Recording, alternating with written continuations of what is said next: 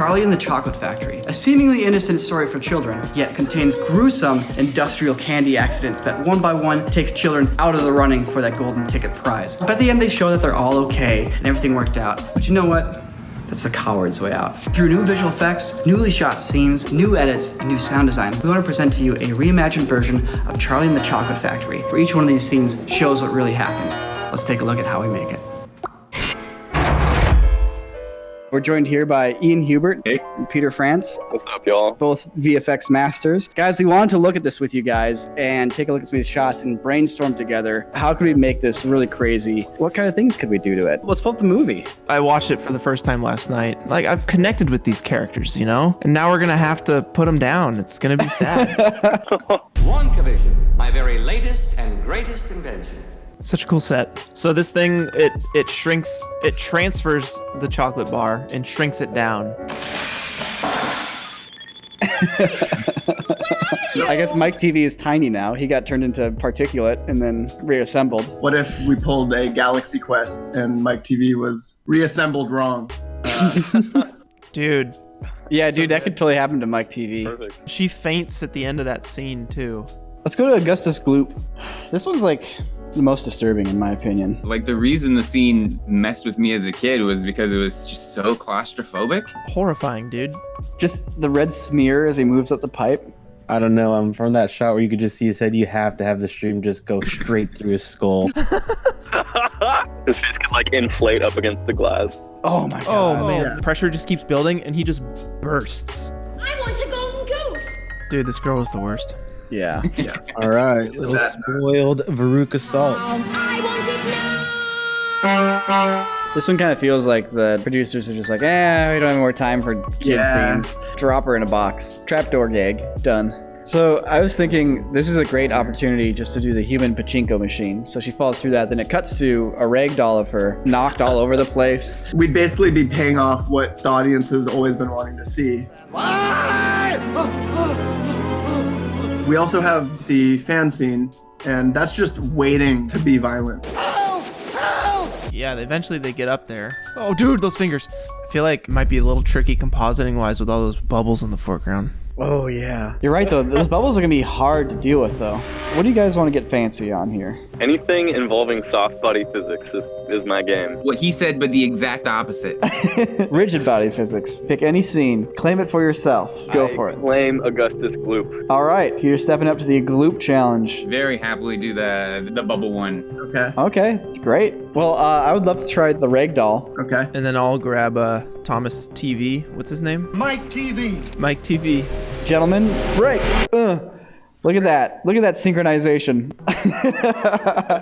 Very entertained by the fact that Peter's in the middle of a hike. Good luck with everything. It's recording. Yes. Okay.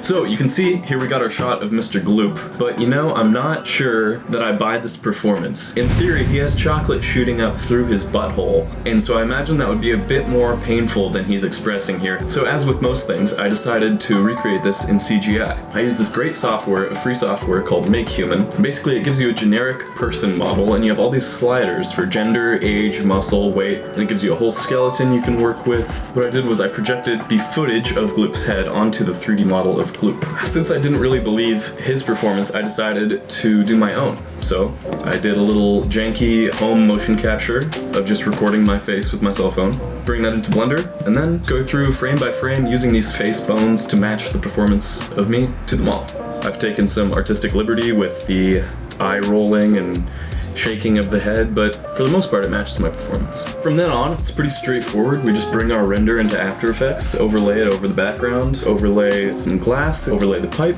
we're good to go.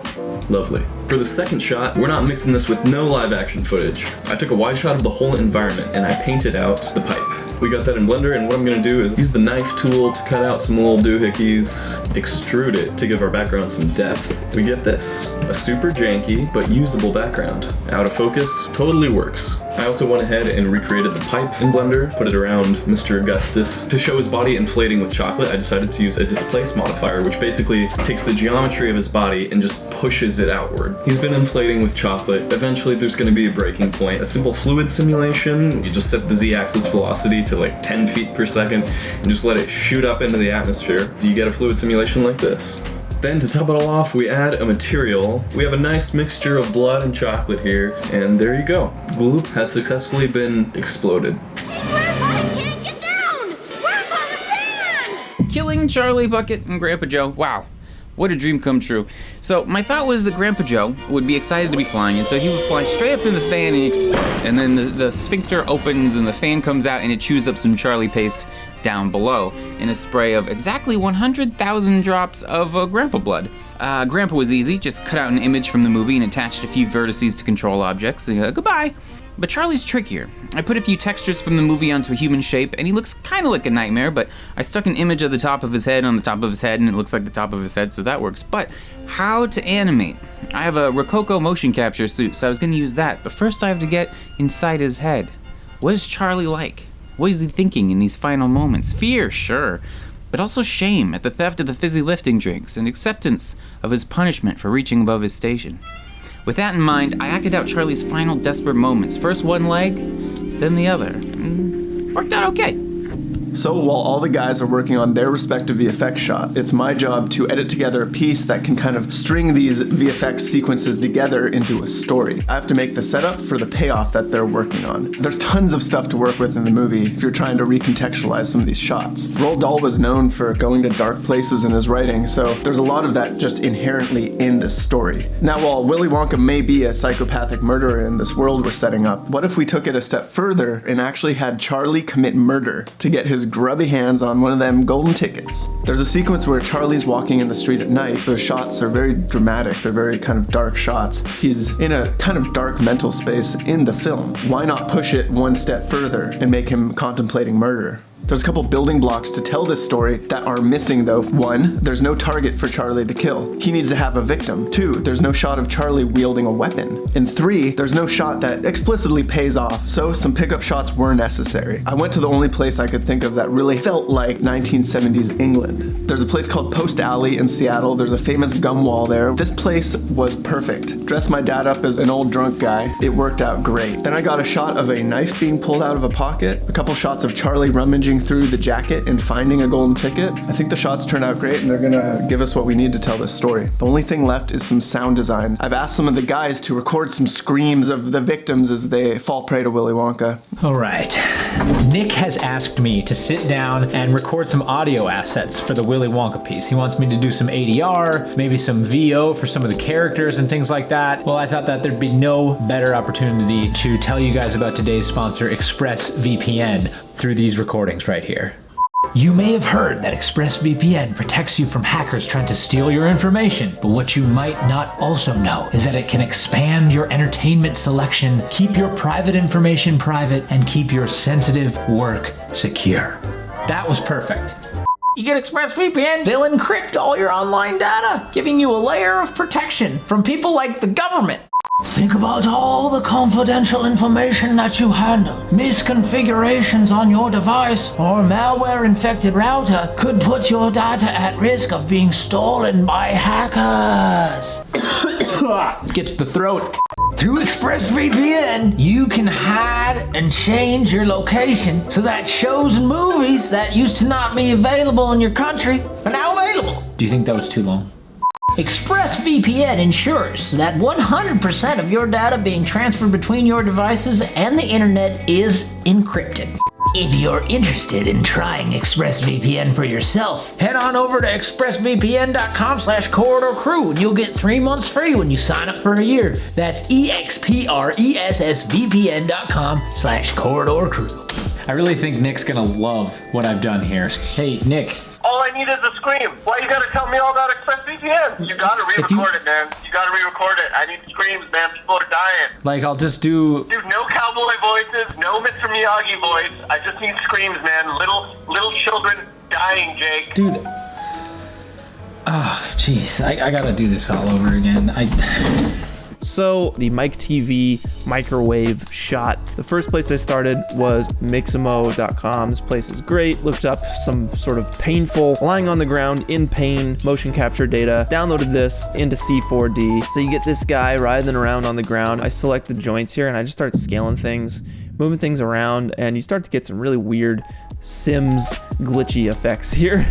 Then I started to texture things, referenced stuff like real lungs on Google and gross images from that show Chernobyl, and basically came up with something like this. These dark parts here, you have like a real nasty red, pulpy, fleshy material, and then you have this top layer which is more like just your normal skin. Real nice wet reflection on that thing, like it just looks horrible. He is not having a good time here. I lit the scene with a couple area lights, made sure I got that real nice harsh edge light on this guy. And the last thing that we did here was had some goo turns into a melted piece of skin. For that I used X particles. There's just an emitter set to object mode, and yeah, that's Mike TV in the microwave. I can't wait to see what the other guys have up their sleeve. The ragdoll is relatively straightforward. You just take your model and you break it into chunks. Forearms, biceps, top of the torso, middle of the torso, the head, the neck, and you connect each one of those things with joints. So like the elbow is just a basic hinge, for example. So using all these different joints, I linked all the different parts together, and then I could just hit play and the whole thing would tumble to the ground. Problem was, setting up joints that match the range of motion for a human body is actually a lot more complicated than I thought. A 3D object has something called a pivot. Basically, it's like the central point of the object that tells where it is in 3D space. And apparently, pivot affects the orientation of the joint. So I discovered that the pivot points of my bones had been altered to point sideways when it was on the arms rather than normal up and down. So I had to reorient all that, fix my joints, and once that was looking good, I knew I was ready to start my full animation. I had to build a stunt route, for the character to hit things. Like, I wanted to slide into something and smack off of something else, and bling, bling, bling, bling. The thing is, with physics, you can't animate it. You just have to set it up and hope that nature takes its course and that your character will hit all the things it's supposed to hit. Finally got an animation I was happy with. And then now I'm going to build a whole factory around that and actually decorate it to look like it's part of a whole factory system. I used Kitbash Brutalism Architecture Model Pack to kind of basically do all my factory backgrounds and all these archways and concrete decoration things. Like, that would have taken way too long for me to make. I have this scene that just comes to life now. There's cool lights everywhere. And now I had my character hitting this and hitting that. And that was that. Render it out. Now the motion blur and the depth of field and all that stuff, plus the realistic lighting, added a lot of time to the renderer. This actually took me an entire week to render. So yeah, that's how I made the ragdoll animation. Bam. Awesome. All right, we have some final shots to look at. So excited. Yeah. I hadn't seen any of your guys' shots. I'm just not sure you guys are going to hire me after you see this. So, I'll see. So amped. Let's do it. Oh, here we go. And now details on the sudden announcement that has captured the attention of the entire world. Hidden among the countless billions of Wonka bars are 5 gold tickets. And to the 5 people who find them will come the most fabulous prize one could wish for. A lifetime supply of chocolate. Nobody ever goes in. Nobody ever comes out. Wow. Oh, the old knife man. It's like an old pulp horror movie. Wonky Willy.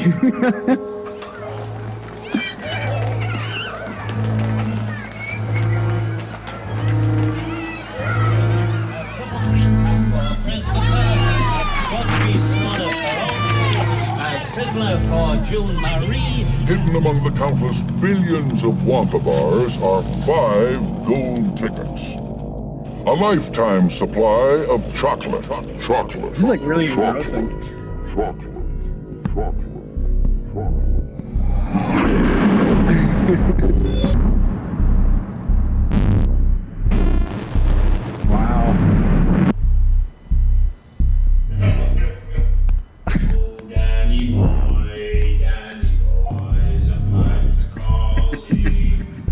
Dude, this is Willy Wonka, directed by Stanley Kubrick, man.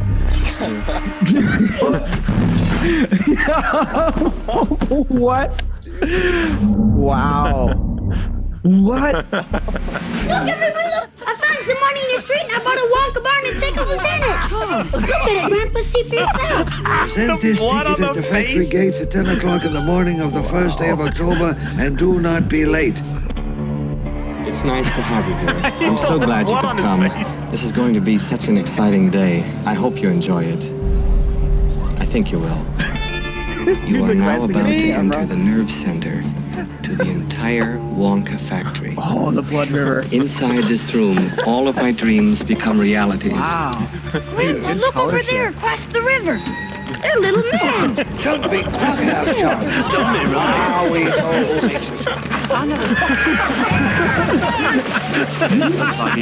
Dive in, save him. He can't swim. Watch the pipe. Oh my God. Terrific pressure is building up behind the blockage. The suspense is terrible.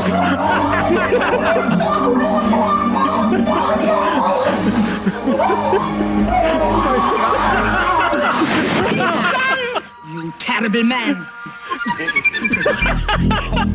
You got a garbage strike going on here, Wonka? Oh my God. Who wants an everlasting gobstopper? Me. I can only give them to you if you solemnly swear to keep them. I don't care.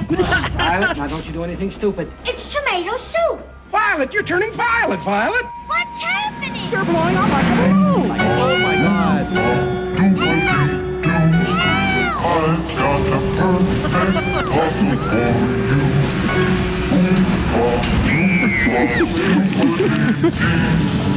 If you are wise, you'll listen to me. Well. 2 naughty, nasty little children gone. 3 children left. These are the geese that lay the golden eggs. As you can see, they're larger than ordinary geese. Hey, Daddy, I want a golden goose. Here we go again. How much do you want for the golden goose? They're not for sale. Name the price. She can't have one. I want one. I want a golden goose. Dude.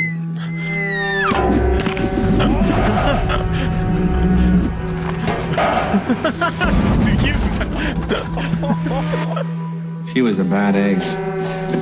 Now, would you all please put these on? There's dangerous stuff inside. Wonka Vision, my very latest and greatest invention. Lights, camera, action! Here it comes. There it is. It's real. Taste it. It's delicious. It's just gotten smaller, that's all.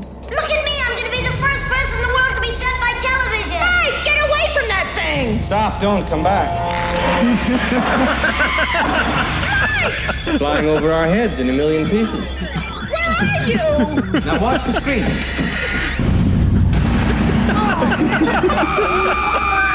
You call that unharmed?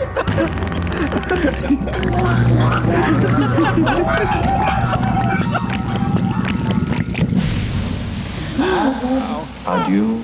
Parting is such sweet sorrow. You're a cheat and a swindler. How can you do a thing like this? Excuse me for not showing you out. Straight up the stairs. You'll find the way. And goodbye to you both. Goodbye. Let's take a drink, Charlie. Nobody's watching. Yeah. A small one won't hurt us. You lose! Oh no. Oh my goodness. Oh no. Oh no. Oh no. Oh no. I'm in trouble, Charlie. I can't stop. It's pulling me in. I can't stop. I can't stop. What do I do? There's nothing to grab onto. Oh my God. Please, turn off the fan. Oh no.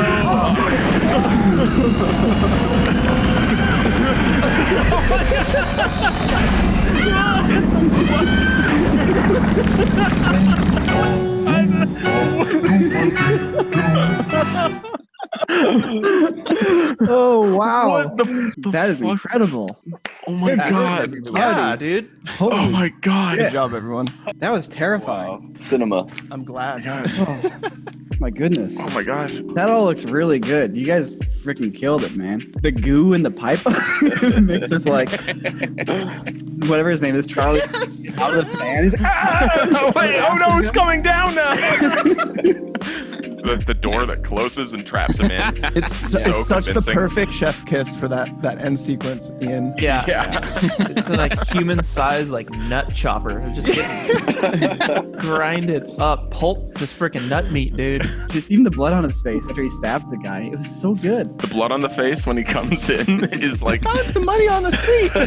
that's such a good transition. You did the ragdoll stuff. That was amazing. I spent a long time on that. Way more God. time than I should Yeah, have. Niko, that like when it cut to your first shot, I thought it was actually part of the thing for real. I was like, I don't remember this. Like, it looked seamless, and it was lit really well. Thanks, you should be man. proud of that, man. That was really good. Every minute working on this was a blast, and what a payoff to see all this come together. Like, it's the best feeling ever. That was amazing. Like that line you put in there, like, oh no, stop it.